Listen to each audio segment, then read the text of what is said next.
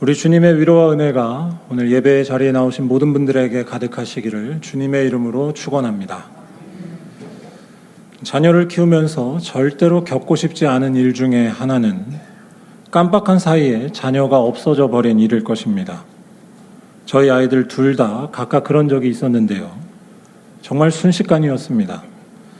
그때 하늘이 노래진다라는 말의 뜻을 잘 알 수 있었습니다.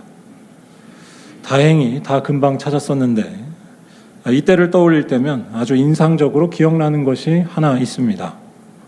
바로 그 위태롭고 불안했던 순간 제 주변 세상은 아무 일 없다는 듯이 평안하게 있었던 당연하지만 낯설고도 충격적인 사실이었습니다. 나는 죽겠는데 주변은 평안한 그 상황은 저를 당황케 하면서 생경함과 괴로움을 동시에 느끼게 했습니다. 그런데 돌이켜볼 때 이때는 복된 시간이었다라고도 해야 할 것 같습니다. 평소에는 잘 느끼지 못했었지만 분명했던 사실을 이때 또렷이 깨달았기 때문입니다. 나를 둘러싸고 있는 것들의 비밀이 잠시지만 폭로된 것이었습니다. 곧 내 주위의 환경이나 주어진 조건은 어디까지나 하나의 물질일 뿐 근본적으로 거기에 소망이나 생명이 있지 않다는 사실을 생으로, 날 것으로 느꼈던 것입니다. 저희 둘째 진이를 서울역 롯데마트에서 순식간에 잃어버렸을 때 특히 그런 느낌을 진하게 받았었습니다. 저는 그때 롯데마트에서 제 눈에 들어왔었던 활기차고 평온하며 밝고 밝았던 롯데마트의 풍경들이 잊혀지지 않습니다. 저는 딸이 없어져서 시쳇말로 미치고 팔짝 뛰고 있는데 롯데마트는 너무너무나 밝았고 아무 일이 없는 모습이었습니다. 모든 것이 그대로 잘 있었습니다. 그때 무슨 음악이었는지 정확히 기억은 안 나는데 매장 내에 흘러나오고 있었던 음악 소리가 유독 잊혀지지 않습니다. 아주 쾌활하고 밝고 밝은 음악이었습니다. 그런데 그 음악 소리 속에서 얼굴이 노래진 채로 사방팔방 뛰어다니던 저의 모습을 한번 상상해 보시기 바랍니다. 밝고 유쾌하고 부드럽고 따뜻한 음악 소리가 오히려 불안함을 주고 사람을 미치게 하며 괴롭게 할 수 있다는 것을 여러분 느껴보셨나요? 물론 롯데마트에서의 그 모습들, 평온하고도 밝은 모습 그 자체가 잘못된 것은 아닙니다. 거기에서 우리가 많은 유익을 얻을 수 있는 건 역시 분명합니다. 하지만 거기에서 어떤 빛이나 생명이 나오지 않는다는 건 역시 분명했습니다. 저는 그 진실을 딸을 잃어버렸던 순간 생생히 목격했었습니다.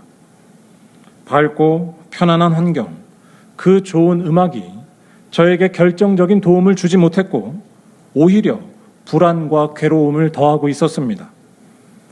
그 모든 것은 단지 우리를 둘러싸고 있는 환경일 뿐이고 어디까지나 사람이 쓰기에 달려있는 물건에 불과했습니다. 우리의 생명을 지키거나 결정적인 도움이 되는 것이 아니었습니다. 그런데 우리는 이런 사실을 모르는 것처럼 살아가곤 합니다.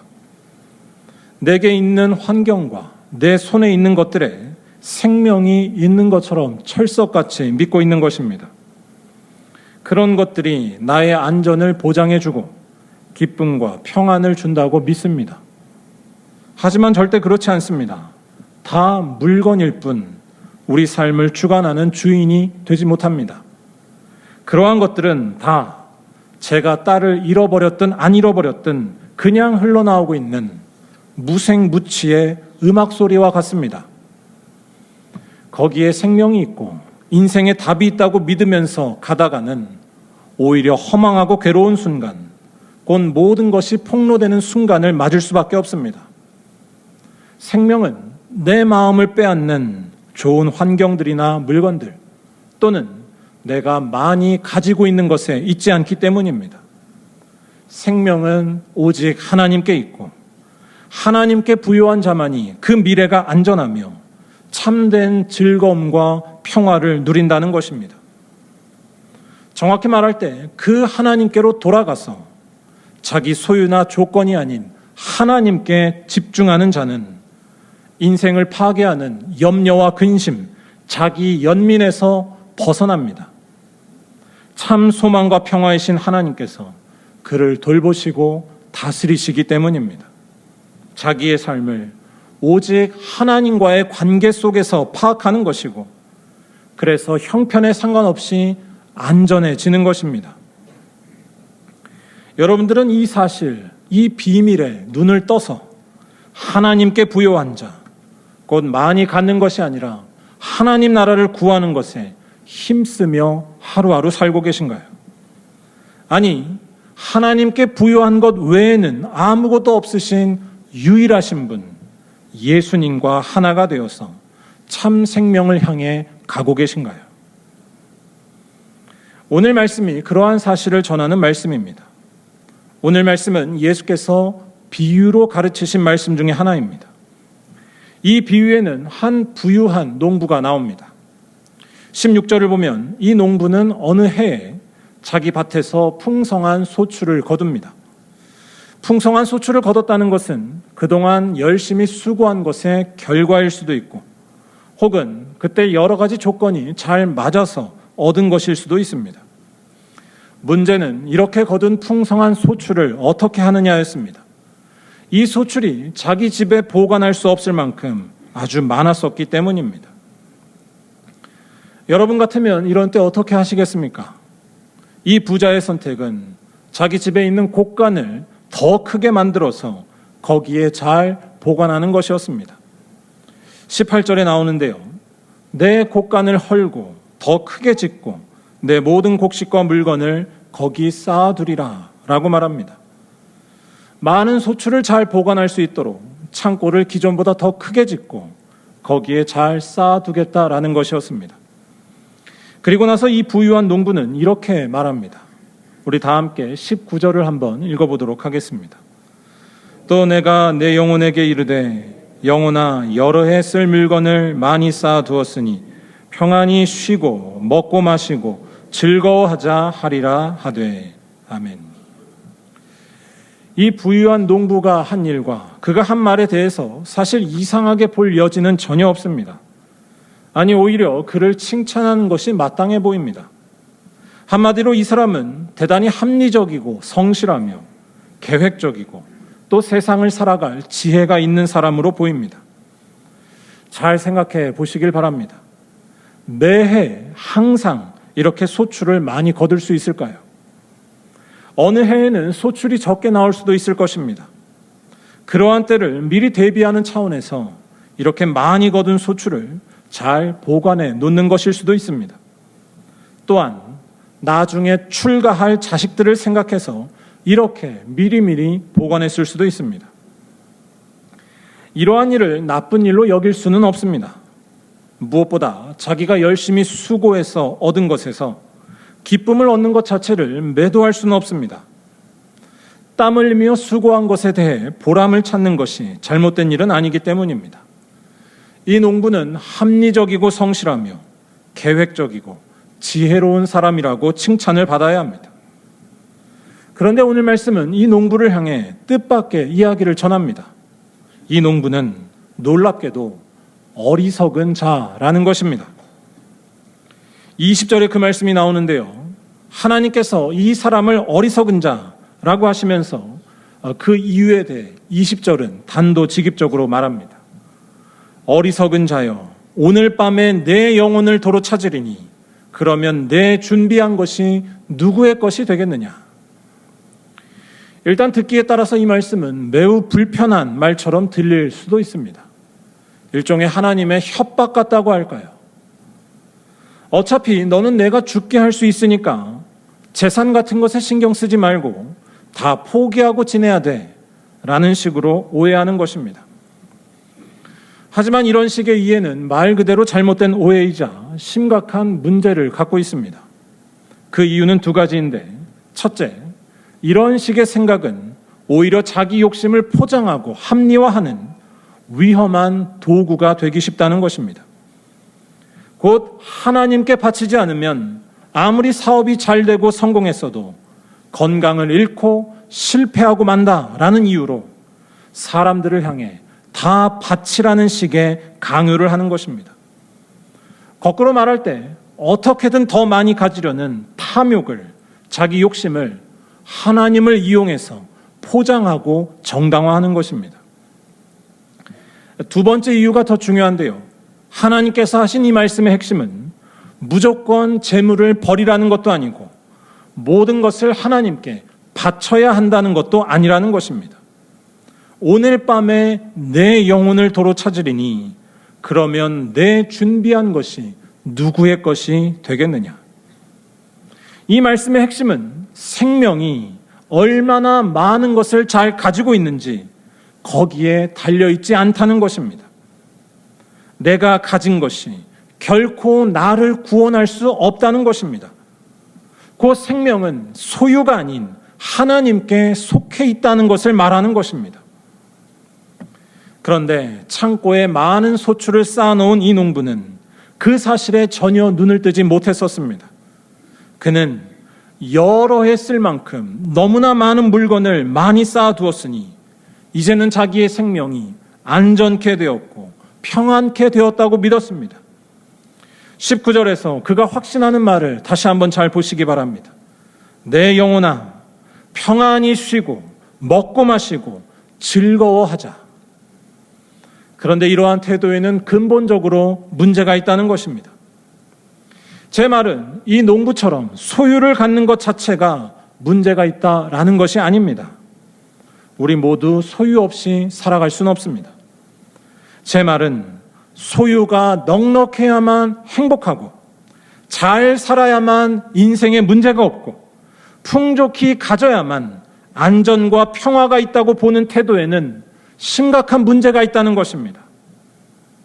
재물과 소유를 갖는 것 자체를 문제 삼는 것이 아니라 그 재물과 소유에서 나의 살아있음을 확인하려는 태도, 자기의 생명을 느끼려는 그 태도, 거기에 인생의 모든 것을 걸고 있는 우리들의 익숙하고도 당연한 사고방식에 태클을 거는 것이 바로 이 말씀이라는 것입니다. 왜냐하면 생명은 소유에 넉넉한 데 있지 않고 오직 천지를 지으신 지금도 살아계신 하나님께 부요한 것, 거기에 있기 때문입니다. 벌써 20년도 더 지났지만 지금도 잊혀지지 않는 옛날 영화의 한 장면이 있습니다. 제가 대학원 다닐 때 봤었던 한 단편 영화의 장면인데요. 영화의 제목이 신비한 영어나라였습니다. 신비한 영어나라. 이 영화에는 충격적인 장면이 나옵니다. 한 부모가 유치원 또래의 자녀 혹은 초등학교 1학년 또래의 자녀를 구슬려서 아이가 싫어하는 치과에 억지로 데리고 갑니다. 거기에서 부모는 고상한 이유를 대면서 아이가 충격적인 시술을 받게 합니다. 아이의 영어 발음을 원어민 수준으로 만들기 위해서라는 이유로 혀 수술을 설소대 수술이라는 것을 받게 하는 것이었습니다. 자기 아이가 우는데도 10분 넘게 이어지는 수술을 끝까지 받게 하는 그 부모의 모습은 아주 충격적입니다. 한번 화면을 보여주실까요? 여러분들이 놀라실까 봐 수술 장면은 아니고 수술이 끝난 뒤에 아이를 안고 흡족해하면서 아이를 달래고 있는 엄마의 모습입니다. 아마도 이 부모는 다 나름의 이유가 있었을 것입니다. 원어민 수준의 발음을 하게 되면 이 아이가 소위 경쟁력 있는 사람이 될 것이고 그래서 그가 결국 성공할 것이라고 행복을 찾을 것이라고 본 것입니다. 이 아이의 행복과 이 아이의 인생 자체가 영어 발음이 유창한 것에 달려있고 경쟁력이 높아지는 것에 달려있다고 본 것입니다. 그래서 자녀의 의사를 무시하고 폭력적으로 수술해도 상관이 없다는 것입니다. 벌써 20년 전에 이러했는데 아마 요새는 더하지 않을까 싶습니다. 아니 이러한 일이 비단 자녀의 영어 발음을 위한 일에만 있을까요? 경쟁력이, 외모가 또는 미친 듯한 부동산 값이 아닌 내가 원하는 그것이 어떤 짓을 해서라도 얻어내야 할 것이라고 보는 것입니다. 왜냐하면 거기에 생명이 있다고 보기 때문이고 거기에서 나의 삶을 확인할 수 있다고 믿기 때문입니다. 뭐라고 할까요? 무시무시하면서도 아주 매력적인 돈 귀신과 자기 연민의 귀신이 우리를 덮치고 있다고 할까요? 그런데 오늘 말씀은 이러한 모습이 지극히 어리석다고 일갈합니다. 그걸로 인생이 다 채워지지 않기 때문입니다. 끝없이 경쟁력을 높이고 더 많이 갖고 또 갖지만 실제로 삶이 풍성할까요? 조금이라도 소유를 더 늘리고 경쟁력을 확보해야만 한다라고 말하는 이 현실은 오히려 우리들을 끝없는 불안에 사로잡히게 합니다. 결국 교만과 공허를 피할 수가 없습니다. 유창한 영어 발음이 결코 우리를 구원하지 못합니다. 생명은 전혀 다른 곳에 있다고 말하는 것이 성경이고 오늘 말씀입니다. 바로 하나님께 대하여 부요한 자는 참된 생명을 얻을 것이요 누구도 뺏을 수 없는 안전과 평화와 자유, 기쁨과 감사를 얻는다는 것입니다.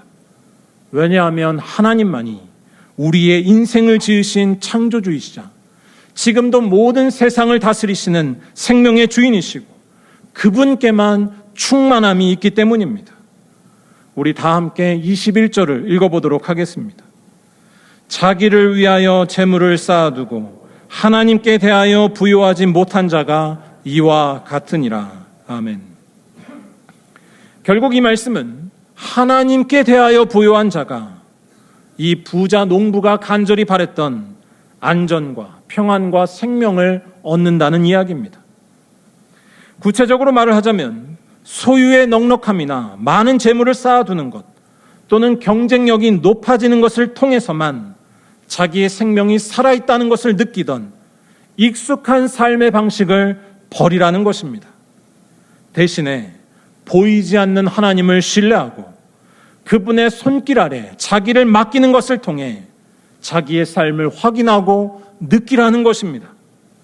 하나님의 말씀을 붙들고 살아갈 때 진정 내가 살아있음을 확인하고 그분의 나라를 구하며 살아갈 때 죽지 않는 생명이 나에게 있음을 확신하며 노래하는 것입니다.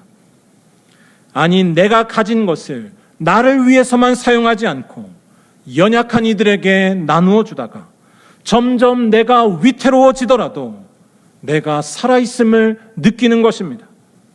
왜냐하면 그 사람은 자기의 삶을 하나님께 전적으로 의탁하고 있기 때문이고 그런 자를 하나님께서는 결코 잊지 않으시고 반드시 돌보시기 때문입니다. 오늘 말씀은 앞뒤에 나오는 이야기들도 함께 잘 읽어야 합니다. 하나님께 부요한 것을 결론으로 내리는 오늘 말씀은 그 뒤에 나오는 이야기, 정확히 말할 때 33절과 연결됩니다. 누가복음은 하나님께 부요한 것은 곧 하나님의 나라를 구하는 것이고 또 하나님의 나라를 구하는 것의 증거는 자기의 소유를 팔아 구제하는 것이라고 설명하고 있습니다. 소유가 더 이상 자기 목숨을 확인하기 위한 절대적인 것이 아니기 때문에 거기에 매달리지 않는 삶, 곧 하나님께서 바라시는 일에 자기 소유를 아까워하지 않는 것입니다. 곧 가난한 이웃을 살리기 위해 나의 많은 소유를 나누는 것이고 이것이 하나님께 부요한 자의 모습이라는 것입니다. 그런데 이 33절은 이러한 사실을 말하면서 단지 나누는 것 그 자체만을 말하지 않고 있다는 것이 매우 중요합니다. 나누는 자의 모습을 전하면서 특이한 설명을 갖다 붙이고 있습니다. 곧 33절에 낡아지지 아니하는 배낭을 만들라. 곧 하늘에 둔 바 다함이 없는 보물이니 거기는 도둑도 가까이 하는 일이 없고 좀도 먹는 일이 없느니라 라는 구절입니다. 잘 생각해보면 여기에서 이 구절이 굳이 들어갈 이유는 없습니다. 소유를 팔아 구제하라 라는 것만 말하고 끝나도 특별히 문제되지 않기 때문입니다. 하나님 나라를 구하는 것에 대해 단순하게 잘 설명해 주는 것입니다. 그런데도 이 구절을 덧붙이고 있는 것에는 중요한 이유가 있습니다. 아니, 이 말씀은 꼭 필요합니다. 이 말씀은 하나님께 부요하여서 하나님 나라를 구하는 자의 삶의 본질을 잘 드러내줍니다. 곧 모든 염려와 근심에서 벗어나 참된 안전과 평화를, 기쁨을 누린다는 것입니다. 왜냐하면 하나님께 부요한 자는 곧 자기 소유가 아닌 하나님께만 자기를 맡긴 모습이고, 그런 자에 대해 하나님께서는 결코 버리지 않는다는 것을 알기 때문입니다. 그 사실을 이 33절 말씀은 낡아지지 않는 배낭을 만든 것과 같고, 아무리 해도 없어지지 않는 보물을 쌓은 것과 같다고 놀랍게 표현했던 것입니다. 이 말은 하나님께 정말로 자기를 맡긴 자만이 알 수 있는 말, 그런 사람만이 할 수 있는 말이라고 할까요? 여러분 잘 생각해 보시기 바랍니다. 하나님께 부요한 자, 곧 자기 소유에서 생명을 확인하려 하지 않고 하나님의 뜻에서 자기의 생명을 확인하려 하는 자는 쉽게 말해 마이너스가 되기 쉽습니다. 자기 소유에 목숨을 걸지 않기 때문에 필요한 곳에 기꺼이 사용하기 때문입니다. 아니, 하나님께 자기 영혼의 관심을 돌리다가 점점 갖고 있던 곡식이 없어지고 있던 창고마저 비게 되기 쉽습니다. 곧 하나님께 부요하다는 것은 결코 쉽게 할 수 없는 일입니다. 무섭고 겁이 나기도 합니다. 하지만 그런 상황이 된다 하여도 걱정하지 않는 능력과 자유가 하나님께 부요한 자에게는 반드시 있다는 것입니다. 왜냐하면 생명의 주인이신 하나님께서 그를 돌보시고 그의 부족한 것을 채워주시고 그에게 늘 함께 하시며 충만하시기 때문입니다. 곧 모든 염려에서 해방된 모습, 낡아지지 않는 배낭을 가지는 것이며 없어지지 않는 보물을 누리며 사는 것입니다. 사랑하는 여러분, 소유의 많음이 우리를 구원하지 못한다는 이 당황스러우면서도 낯선 사실에 어서 눈을 뜨시고 하나님께 부요한 자가 되시기를 바랍니다. 무엇보다 예수 그리스도께서 우리와 함께 하시기, 우리 자신의 욕심을 버릴 수 없는 모습이 있을지라도 하나님께 다 맡길 수 있는 부요한 자가 되어 낡지 않는 배낭, 없어지지 않는 보물을 갖는 우리 모두가 되기를 간절히 바랍니다. 예수께서는 자기의 소유, 아니 자기의 육신마저 다 버리시고 하나님께로 향하신 유일한 분이셨습니다. 그리고 그분에게서 진정한 생명이, 곧 부활의 몸이 나타났습니다. 우리는 이 예수를 통하여 새로운 길로 나아갈 수 있다는 것입니다. 우리도 하나님께 부요한 자가 될 수 있다는 것입니다. 곧 예수 안에 거하여서 내 소유를 다 팔아 연약한 이들과 나눌 수 있으며, 그래서 모든 염려와 근심에서 해방된 평강과 기쁨과 자유를 누리는 것입니다. 하나님께서 돌보시는 삶을 사는 것이고 아무도 뺏을 수 없는 참 생명을 맛보는 것입니다. 바라기는 이러한 믿음으로 늘 하나님께 부요한 자가 되어서 진짜 생명을 잃어버리지 않는 말리언교회 모든 성도들이 다 되시기를 주님의 이름으로 간절히 축원합니다. 기도하겠습니다.